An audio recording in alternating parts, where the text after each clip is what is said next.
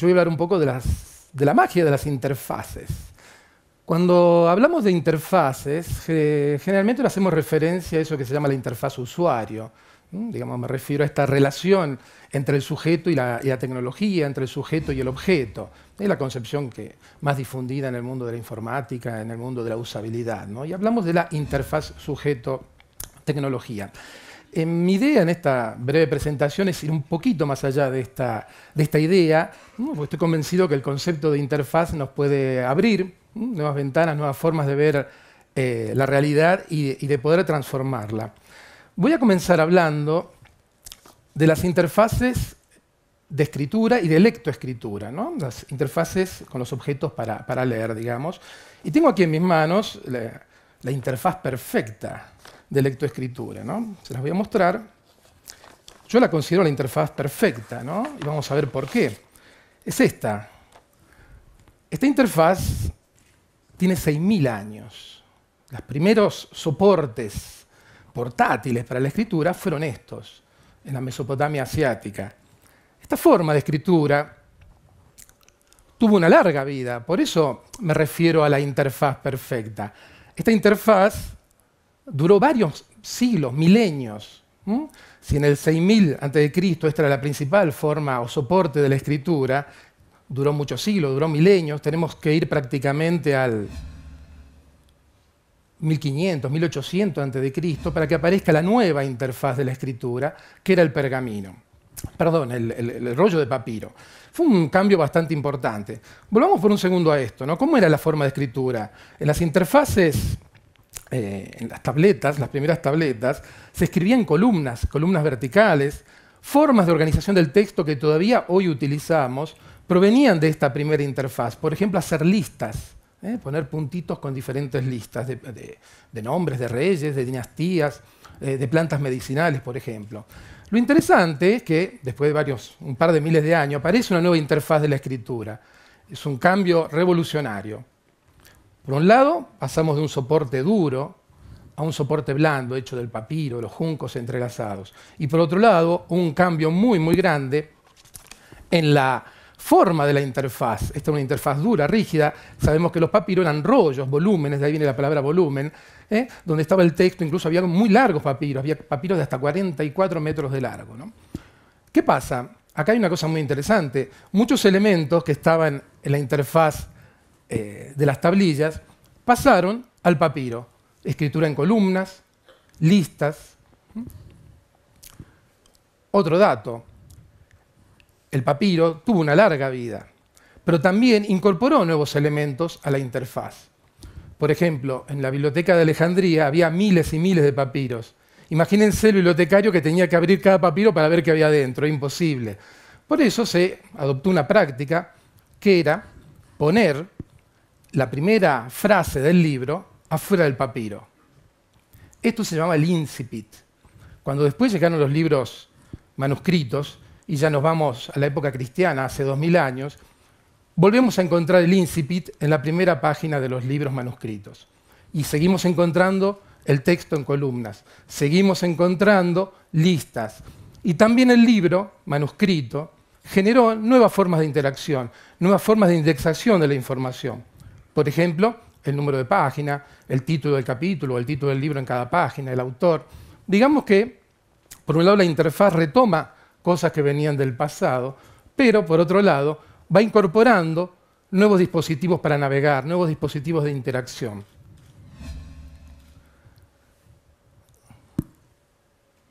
El libro manuscrito introdujo este gesto, pasar página, el browsing.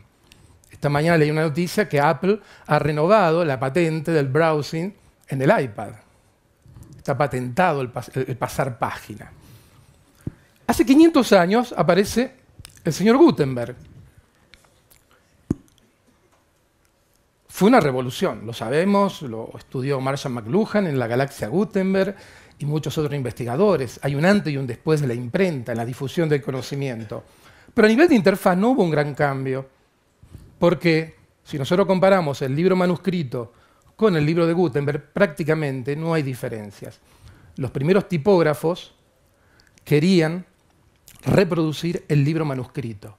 en sus más mínimos detalles, porque era un libro muy costoso, era un libro muy jerárquico, diríamos, y ellos trataban por medios mecánicos de reproducir el mejor posible el libro manuscrito. O sea que a nivel de interfaz prácticamente no hubo ningún tipo de cambio. El cambio fue sobre todo en la forma de producción y las consecuencias impresionantes que tuvo ese proceso en toda la sociedad. O sea, quedémonos con esta idea, ¿no? ¿Qué pasa? Llegamos a nuestra época y todavía seguimos encontrando, digamos, como que toda esta historia de las interfaces de escritura y lectura la volvemos a encontrar en estos dispositivos.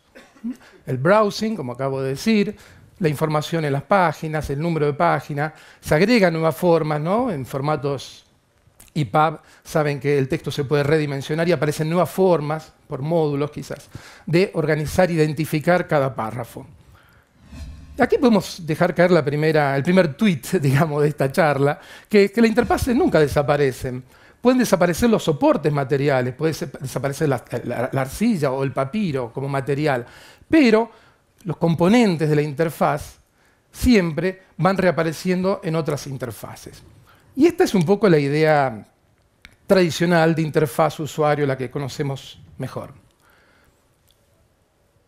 Volvamos a Gutenberg. ¿Ustedes saben qué hacía Gutenberg antes de hacer libros? Gutenberg era orfebre. Él no copiaba libros, no tenía idea del mercado editorial.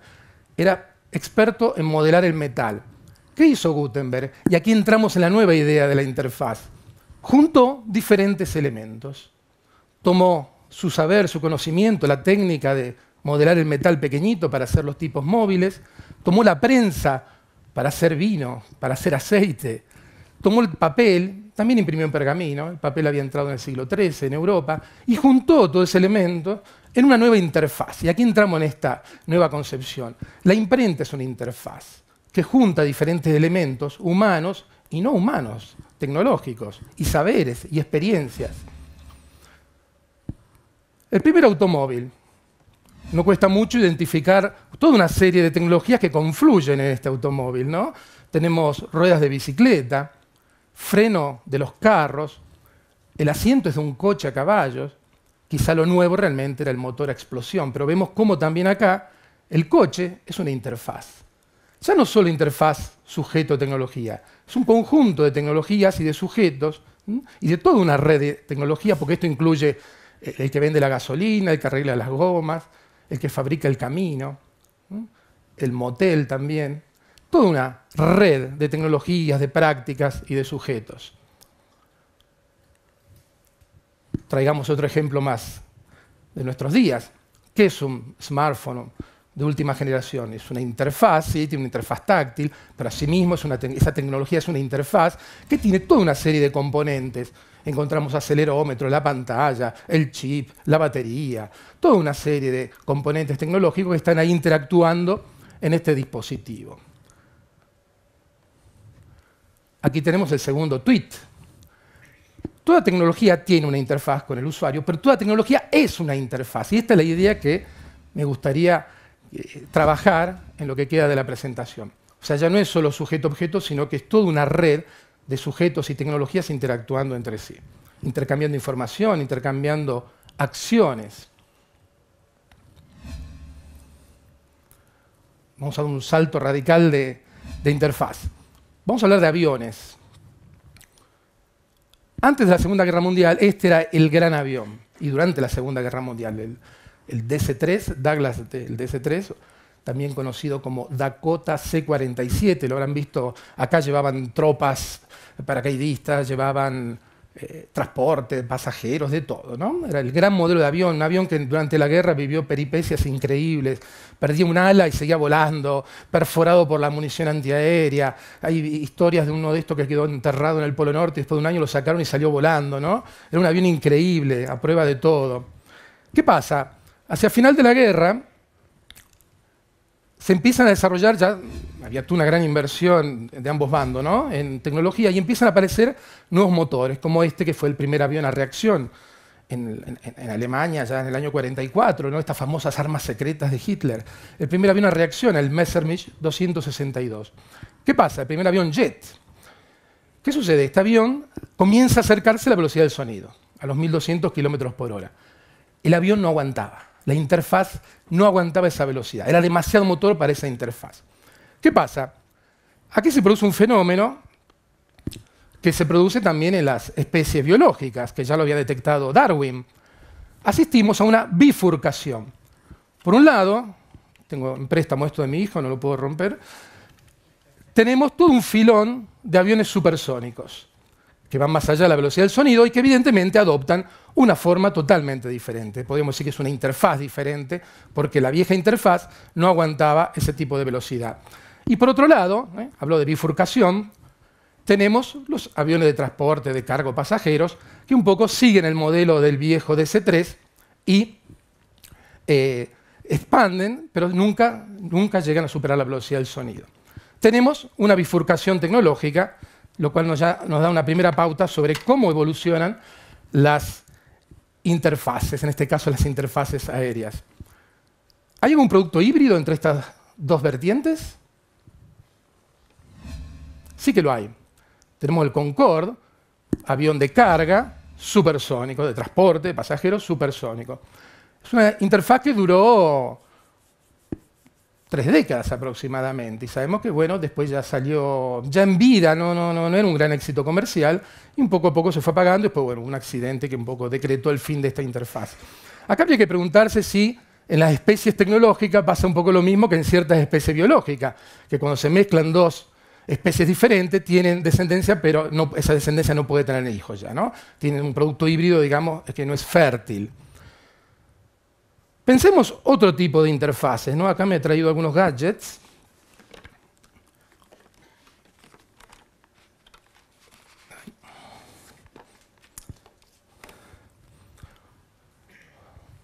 Un viejo teléfono móvil, un celular, un iPod.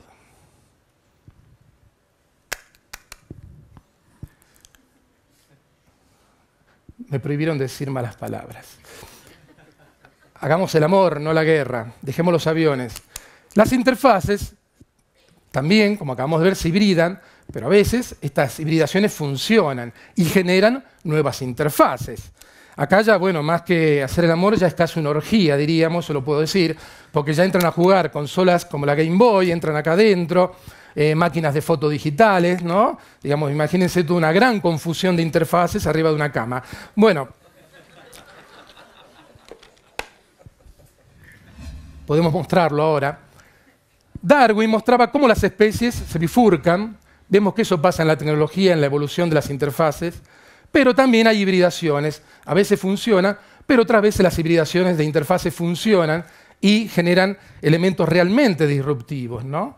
Y acá podemos anticipar o llegar al otro tuit, ¿no? Las interfaces evolucionan, podríamos decir que evolucionan por bifurcación, por divergencia o por convergencia, ¿no? Por hibridaciones. Quedémonos con esta idea. ¿Qué es innovar?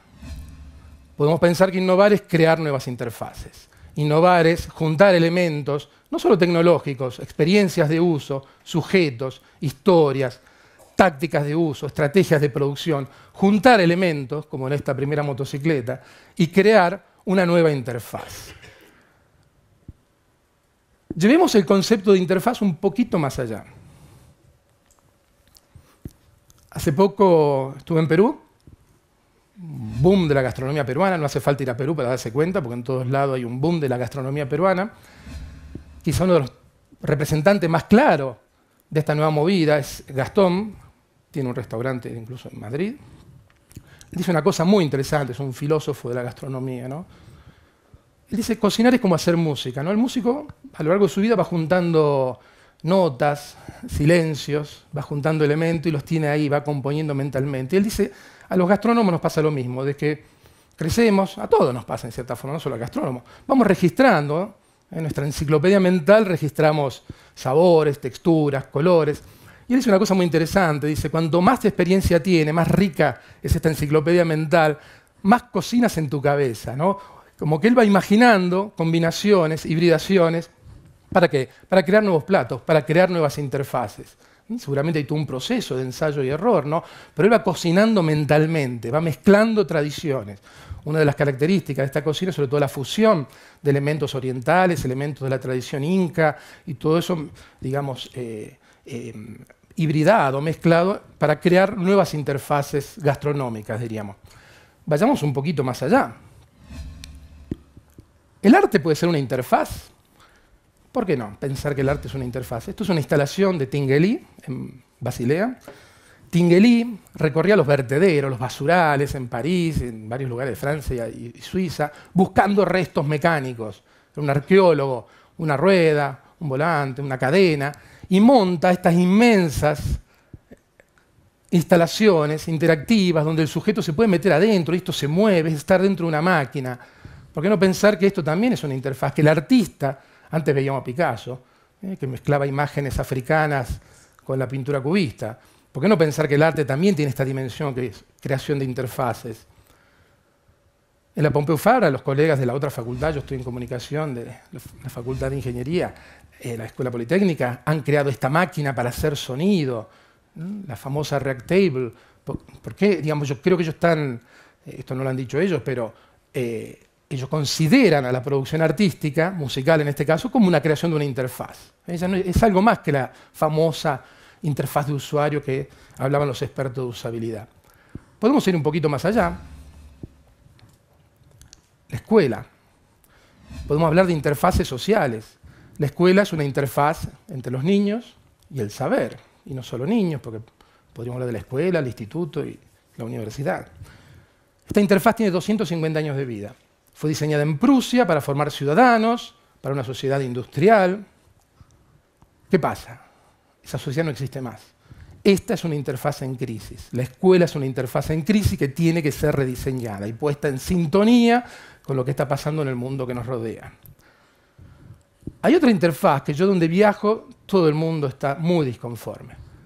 Las interfaces políticas, los partidos políticos, donde uno va a Perú, va a Rusia, va a la Argentina, viene para acá, va para allá, y los partidos, los políticos no nos representan. Las estructuras políticas son una interfaz también que necesita ser rediseñada, necesita ser relanzada para volver a recuperar esta sintonía, este feeling con los ciudadanos. Y con esta idea me quería ya terminar. Yo creo que en los años 50 hubo un concepto clave que era sistema, la teoría de sistemas. En los 60 vino la estructura, el estructuralismo. Yo creo que el concepto de interfaz puede ser muy interesante para comprender lo que está pasando y también para operar sobre eso, para transformar la realidad, como un concepto clave, una keyword de los tiempos que nos tocan vivir. Y finalmente, y con esto termino, ¿por qué no pensar que el cerebro es una interfaz entre un hemisferio derecho y un hemisferio izquierdo? Esto es todo y muchas gracias.